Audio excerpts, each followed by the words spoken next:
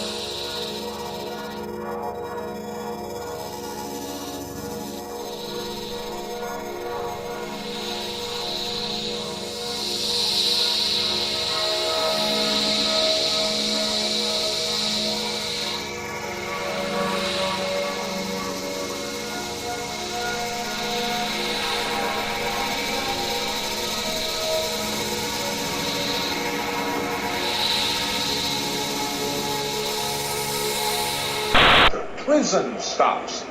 One of the names highlighted was Corrections Corp of America. It's the largest private prison operator, ticker CXW. Their shares are up over 15% year to date. Joining us to explain how crime can pay, John Ferguson, President and CEO of CCA. But again, that's not their ticker symbol. Mr. Ferguson, thanks very much for being with us. Appreciate your time. Thank you. Glad to be here. Is this a growth business? Yes, it is. Largely because of the malfeasance and misfeasance of various members of our citizenry, I gather. Well, yes, that has a lot to do with it, but we're a growing country.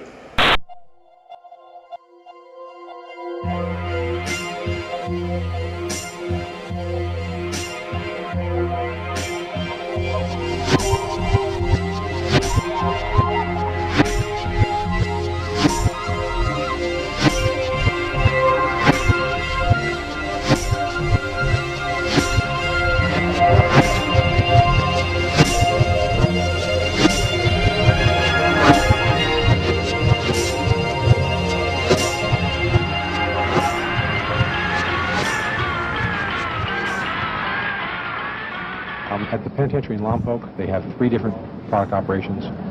They do electronic cable assemblies, they do print shop, and they have a sign factory. Then at the Lompoc low security facility next door, they do office furniture.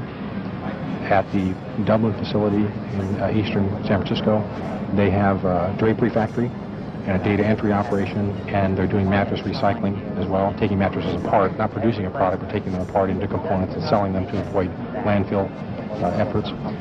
In Boron, California, we do repair services for the military. We do repairing transmissions and forklifts, and it's a service operation.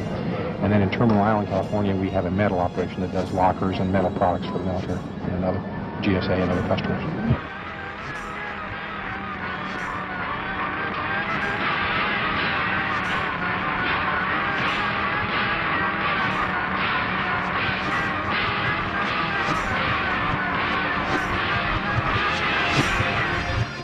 Lower your overhead and maximize your profits by combining the advantages of tax credits and cost-effective leases. Manufacturers can take advantage of a reliable, efficient workforce in numbers that are easily adjusted to marketing opportunities and are ready to meet the needs of labor-intensive manufacturing. Other employer advantages include discounted rates on workers' compensation and no required benefits package, such as retirement pay, vacation pay, sick leave, or medical insurance.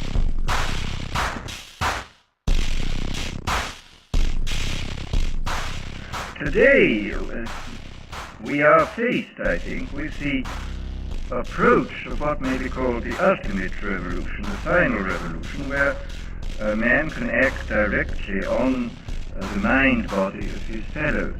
Well, needless to say, some kind of direct action on human mind-bodies has been going on since the beginning of time. But this has generally been of a violent nature. The techniques of terrorism have been known from time immemorial, and people have employed them with more or less ingenuity, sometimes with the utmost crudity, sometimes with a good deal of skill acquired by a process of trial and error, finding out what the best ways of using torture, imprisonment, constraints of various kinds.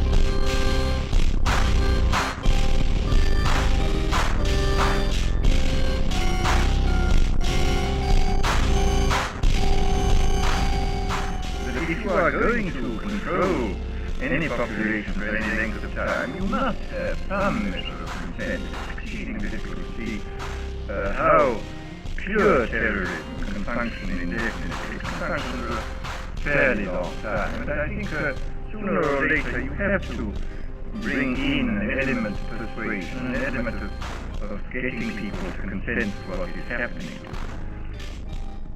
Well, it seems to me that the nature of the ultimate revolution with which we are now faced is precisely this, that we are in process of developing a whole series of techniques which will enable the controlling oligarchy, who have always existed and presumably always will exist, to get people actually to love their servitude. This seems to me the ultimate in malevolent revolution, shall we say.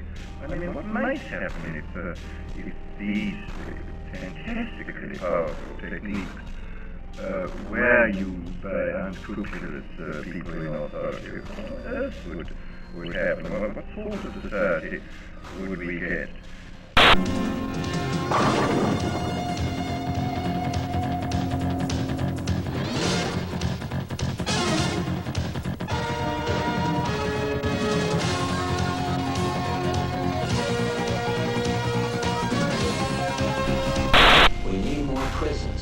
More jails, more courts, more prosecutors. So tonight I'm requesting altogether an almost $1.5 billion increase in drug-related federal spending on law enforcement.